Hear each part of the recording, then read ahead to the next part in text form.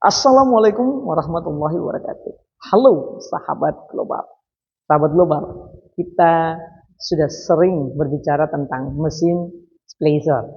Prosesnya namanya splicing. Tadi ada yang komplain sama saya di FB, Ibu, splicing dan splicer itu berbeda. Mohon maaf, mungkin salah penulisan.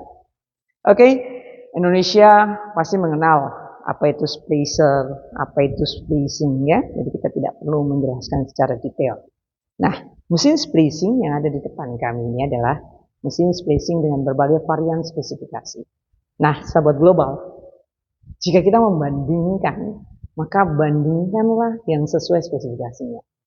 Maka itu akan bisa terjawab dengan baik dan jelas. Namun jika kita membandingkan spesifikasi yang sangat rendah dengan spesifikasi yang sangat tinggi, itu menurut saya tidak normal ya, tidak normally, tidak masuk di akal gitu, bahasa kasarnya begitu. Jadi sahabat global, di global ini biasanya ada juga di sini nih, AI 6A, harusnya di pojok sini ya, tapi belum masuk habis. Ada juga sebelumnya nanti AI 5A, belum masuk juga. Nanti kalau udah masuk, jadi makin murah, makin naik sedikit, sampai paling mahal tentunya dengan spesifikasi yang berbeda. Nah, sahabat global, jika kita berbicara mesin splicer, maka kita bicara bagaimana cara mencari mesin splicer yang sesuai dengan kebutuhan kita di jaringan. Kalau sahabat global itu hanya menggunakan kabel 2 core, 4 core, drop core-nya 1 core pastinya. Ya, saya pikir menggunakan 4 motor itu cukup. Karena kita nggak butuh durasi yang panjang-panjang, yang lama-lama, kan gitu. Tapi kalau sahabat global itu menggunakan splicer di jaringan yang mungkin sudah 20 kilo, ya, 30 kilo, kemudian padat merayap pemasangannya ya, harus gunakan mesin splicer yang sudah support backbone supaya durasinya lebih panjang dan kemudian dalam pengerjaannya lebih cepat. Jadi cuma perbedaannya di situ, gitu. Jadi kalau kita ditanya, apakah semua mesin splicer di depan ini bisa digunakan di jaringan backbone? Tentunya bisa. Tapi tidak bisa memaksimalkan pekerjaan karena untuk durasinya tidak mampu, tidak sesuai jika memilih 4 motor ya, yang mungkin baterainya hanya sekitar 3200 mAh gitu. Itu nggak bisa karena sangat sebentar saja kita harus nyepres lagi, sementara kita mungkin menggunakan kabel 48 core yang baru display separuh.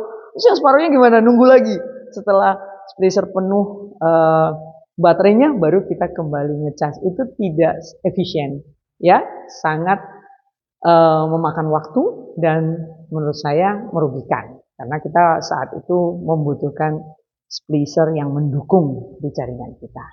Begitu kira-kira penjelasannya yang umum tentang splicer dengan fungsinya sesuai dengan kebutuhan di jaringan. Nah, sahabat global, jadi kodenya jika kita ingin bikin jaringan, maka pastikan kebutuhan jaringan itu sesuai dengan jaringan kita. Ya, seperti saya sering bilang, jika ingin beli OLT, maka buat dana jaringan dulu supaya kita tahu kebutuhan OLT-nya apa sesuai dengan dana jaringan supaya tidak mubazir. Begitu juga dengan mesin splicer, ya. Mesin splicer di sini ada i6C+. i6C+ ini basically-nya 6 motor. Ya, 6 motor. Kemudian untuk lain-lainnya menurut saya hampir sama dengan i9. Hanya di mesin splicer AI6C ini kita buka dulu baterainya. Sebentar. Kita buka dulu baterainya, Mas. Oke. Ini untuk baterainya 5200 mAh. Oke, 5200 mAh. Kemudian di sini dia nggak ada fungsi OPM sama sekali. OPM-nya tidak ada. Oke, dia hanya ini kalau nggak salah center, hanya ada center ya, hanya ada center. Kemudian bentuknya hampir sama ya dengan i9 ya, sama persis. Kita lihat begini. Oke, perbedaannya kalau semuanya kita tidak tahu ini AI6 ya, tidak ada tulisannya, mungkin kita pikir sama i9, namun i9 itu identik dengan warna yang mencolok seperti ini, urin. Nah, kemudian kita coba buka baterai i9. i9 itu Untuk baterainya sudah 7.800 mAh. Ya. Oke, tapi sayangnya dia tidak core alignment, jadi dia tidak bisa maksimal mensupport di jaringan backbone. Ya. Karena core alignment sangat dibutuhkan. Bisa melihat sampai ke inti core. Itu oke banget. Saya pasang dulu ya, biar nggak kebalik-balik. Kemudian, di i9 ini ada fungsi OPM, walaupun cuma plus 10 dB. Dan ada VFL. Beginilah. Ya. OPM dan VFL. Oke. Kemudian untuk yang lainnya hampir sama. Stripernya sudah striper 3 in 1 ya, striper 3 in 1. Jadi yang tinggal satu striper untuk semuanya. Itu kelebihan AI9. Kemudian kalau kita bicara yang lainnya, di sini ada AI10. Ini adalah generasi terbaru dari Signal Fire. Perbedaannya apa ya? Perbedaannya itu sebenarnya cuma bentuknya saja. Ini 6 motor juga, mesinnya sama dengan i9, nggak ada bedanya. Cuma dia ada cleaver yang otomatis. Jadi di sini ada pemasangan cleaver otomatis. Ya begitu nyala dia langsung nyala. Kekurangannya di cleaver otomatis ini dia hanya bisa digunakan untuk drop core. Kalau untuk backbone nggak mungkin bisa dimasukin ya, karena dia terkendala dengan posisi yang tidak nyaman, kurang nyaman. Ya, terus ada OPM dan VFL sama. OPM dan VFL-nya. Bentuknya kata teman-teman di jaringan seperti magic jar. Oke, ya. Tapi dia sangat simple kalau dibawa di jaringan ya. Kecil, jadi kalau dibawa sama sepeda motor, oke banget. Nah, kemudian kita masuk ke global. Tadi kalau kita bicara i9, i6 itu kita brand global. Ya, walaupun basically-nya dari Signal Fire. Kita bicara global, kita mulai dari harusnya yang paling murah ya. Kita mulai dari sini aja, GL11. GL11 ini adalah produk global yang bisa dibanting-banting. Enggak juga sih. Jadi GL11 ini adalah basically-nya 4 motor. 4 motor. Untuk baterainya, kita lihat baterainya ya. Ini 4 motor sudah support SOC, touchscreen ya, touchscreen dia. Nih, Signal Global bisa lihat nih. Nah, dia touchscreen. Nah, harganya sangat murah, hanya 9 juta. Sementara mesin spacing AI9 ini enggak touchscreen. Ya, ini enggak touchscreen. Nah, ini enggak touchscreen ya sahabat global. Bisa diangkat mungkin, dibantu seperti ini, pegang, oke. Ini tidak touchscreen. Nah, di situ kekurangan dan kelebihannya. Tapi kita harus membandingkan sesuai ya. Kita coba membandingkan, ini 4 motor loh, ini 6 motor. Ada SOC-nya lengkap. Kemudian kekurangannya di apa? Tentunya di baterai. Kita coba buka baterainya. Kalau untuk tipe ini, sebentar. Mas Agung bantu copotin baterainya. Copotin baterainya. Untuk tipe GL11 ini baterainya tidak sebesar i9. Ya. Ini sambil Mas Agung buka, kita bicara tentang bodinya yang kuat karena memang ada karet ya, karet keras yang sudah diprotek di bodinya ya. Kemudian untuk tipenya memang fashionable sih ya, bisa nyaman banget sih kalau dibawa-bawa enteng. Nah, baterainya GL11 ini kita lihat baterainya ada berapa mAh Mas? 5200 mAh. Wow, lumayan ya, kecil-kecil cabai rawit 5200 mAh. Oke, berarti kalau spesifikasi ini hampir sama dengan AI6. Tapi AI6 nggak ada touchscreen-nya dan motor ya. Oke, kemudian setelah GL11 tentunya ada yang namanya GL10. Nah, GL10 ini kita membandingkan berdasarkan harga ya, karena kalau semuanya berdasarkan urutan nanti agak bingung. GL10 ini 4 motor juga dengan bentuk seperti 27S. 27S ada nggak? Wah, nggak dikasih 27S. Ada nggak 27S? Itu 27S bukan? Oke, 27S kayaknya ada deh. Ya, oke. Hampir mirip dengan 27S-nya global, namun dia 4 motor. 4 motor, dan untuk layarnya dia bisa digini-giniin ya. Dan ini juga touchscreen. Oke, ya, touchscreen. Nah, untuk hal lain ya, dia SoC-nya nggak ada, dia nggak menggunakan SoC. Kemudian untuk baterainya, kita lihat baterainya ya, berapa mAh. Oke, kita coba copot baterainya.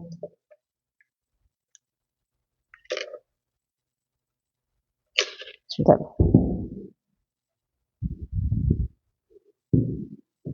Oke, cabut keras. Oke, baterainya ini lebih besar, 6200 mAh. Nah, oke, sahabat global, 6200 mAh. Untuk jaringan sahabat global yang standar 10 kilo, 15-20 kilo, nggak ada masalah. Ya, kualitas juga oke, semuanya garansi 1 tahun, dan service centernya ada di global. Nggak usah khawatir ya. Kemudian selain itu cukup kokoh kok sahabat global. Oke banget nih ya. Splicing dan heatingnya juga pasti oke lah. Bisa membaca redaman. Nah, kerennya di situ. Dia bisa membaca redaman lebih akurat. Semua bisa membaca redaman, tapi dia bisa membaca potongan dari redaman itu langsung. Ya. Jadi menurut saya sih worth it banget bagi sahabat global yang pemula ataupun mungkin sudah punya jaringan yang nggak terlalu besar. Kemudian untuk ini kita ke GL06S. Nah, GL06S ini sudah full touchscreen, modalnya fashionable banget. Kemudian udah core alignment loh, core alignment juga, dan harganya sangat murah, cuma 9.500.000 ya. Udah ada SoC part. Kemudian apa ya kekurangannya ya? Dia bisa di-adjust, jadi bisa kayak seperti ini di tiang, ya, karena ada kaitannya di sini, di-adjust. Kemudian apalagi? OPM-nya dia nggak ada, baterainya bisa dicas di luar atau di dalam, sama dengan GL10 ya bisa seperti itu, GL09S juga bisa seperti itu, 27S juga bisa seperti itu, dan ini GL08CL juga bisa seperti itu. Kalau signal wire hampir semuanya bisa. Nah, ini kita mau lihat baterainya. Baterainya berapa mAh ya? Kita coba dorong dulu deh. Kita mau lihat baterainya. Oke. Baterainya untuk GL06S itu tulisannya kecil sekali ya. 5200 mAh. Oke, standar kayak inilah. Ya, kayak GL10. Tapi masih murah ini ya, murah banget. Garansi 1 tahun. Kemudian setelah GL06 kita pindah ke GL09. GL09 ini semuanya pakai S ya, kadang-kadang lupa disebutkan. GL09S ini yang sudah saya bahas di video sebelumnya, dia sudah ada OPM plus 26, ada PFL 10MW, full touchscreen, core alignment ya, core alignment 6 motor, real 6 motor, ini juga sama 6 motor. Kemudian yang paling keren lagi dapat cleaver rotative blade ya, yang memang presisi banget ya. Kalau dijual satuan harganya lumayan mahal, 1 jutaan. Nah, itu sudah sangat worth it digunakan untuk jaringan backbone. Oke. Ini kita lihat baterainya ya. Baterainya berapa mAh ya? Kita boleh cek sebentar. Kita dorong lagi. Oke. Untuk baterainya ini 7200 mAh. Oke. Nah, Kalau 7200 mAh aman sobat global, bisa kita gunakan di jaringan yang basicnya backbone, nggak ada masalah. Ntar sobat global saya masukin dulu ini. Oh, Mas Agung, dibantu Mas Agung, masukkan dulu. Kemudian kita ke GL08CL. Sini ada satu lagi sahabat global, namanya 27S. Tapi cukup kenceng ya, jadi habis, belum masuk lagi. GL08CL ini paket komplit bagi yang memiliki jaringan yang cukup besar ya. Ini buat backbone. Ini paket komplit buat jaringan-jaringan backbone ini sangat oke banget ya untuk pengguna jaringan yang memang jaringannya cukup besar.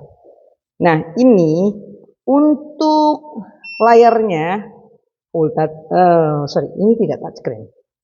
Tidak touchscreen ya. Ini tidak touchscreen. Kemudian sebentar sahabat global. Untuk baterainya, mantap ya, dia loadingnya mantap, sangat akurat. Dia sudah baterainya, kita coba cek. Sahabat global. Di sini nih yang asik kayaknya untuk ini ya, holdernya ya, bisa pouch core yang sekian mili gitu, semuanya bisa ya. Kemudian kita coba, ini spacingnya 5000 kali. Kita coba untuk buka baterainya. Buka baterai Mas. Oke. Nah, di sini udah ada powernya juga nih. Jadi bisa dicek lewat sini. Ada berapa bar? Berapa nih? Berapa mAh nih? 7800 mAh. Keren. Buat backbone. Oke banget. Nah, kalau udah tahu spesifikasinya, kita harus tahu bahwa ada maintenance ya. Maintenance di setiap mesin splicing itu pasti ada maintenance. Maintenance adalah pemeliharaan.